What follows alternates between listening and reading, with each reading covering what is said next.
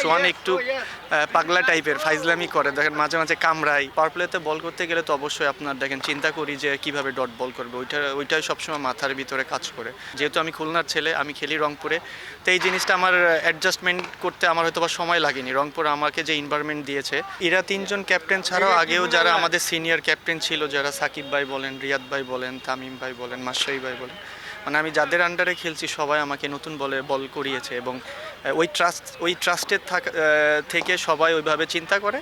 But পাওয়ার প্লেতে বল করতে গেলে তো অবশ্যই আপনার দেখেন চিন্তা করি যে কিভাবে ডট বল করবে, ওইটাই সবসময় মাথার ভিতরে কাজ করে। আমি যেহেতু পাওয়ার প্লেতে বল করি, তো পাওয়ার প্লেতে যদি আমি বেশ ডট বল করতে পারি, এটা টিমের জন্য ভালো, আমার জন্যও ভালো। আমি 3টা বছর ধরে খেলতেছি, আলহামদুলিল্লাহ সব কিছু ভালো, মানে দেখেন লাইক এ ফ্যামিলি, আমি এখানে একটা ফ্যামিলির মেম্বার হয়ে গেছি।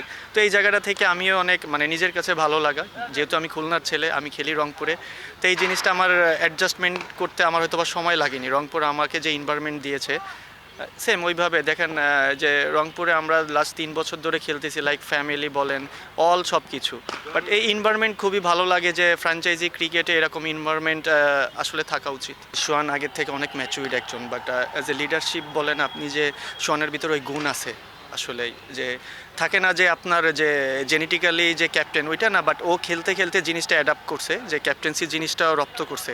বাট ভালো লাগে যে আমাদের এলাকার ছেলে একটা টিমের ক্যাপ্টেন্সি করতেছে অনেক দিন যাবত, এই জিনিসটা আসলে প্রাউড ফিল হয়। সোহান একটু পাগলা টাইপের ফাইজলামি করে, দেখেন মাঝে মাঝে কামড়ায়, এই চিমটি দেয়, এটাই মানে ও আসলে অনেক আন্তরিক একটা ছেলে এবং ও সবসময় মজা করতে পছন্দ করে, তো এই জিনিসটা আসলে ভালো লাগে।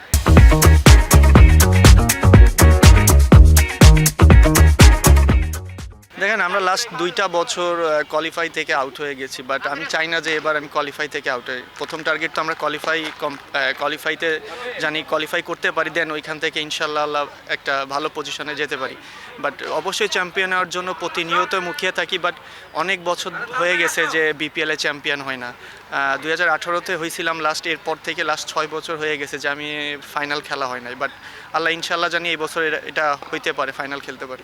সাকিব ভাই এমন একটা মানুষ, সাকিব ভাই থাকলে জিনিসটা আসলে এটা কি বলে প্রকাশ করা যাবে না, সে যদি ইনফিল্ডে থাকে। বাট এটা যেহেতু নাই, যেহেতু আসলে আফসোস করার কিছু নাই, একদিন তো একদিন সবাই ছেড়েই যাবে, এটা এমনই।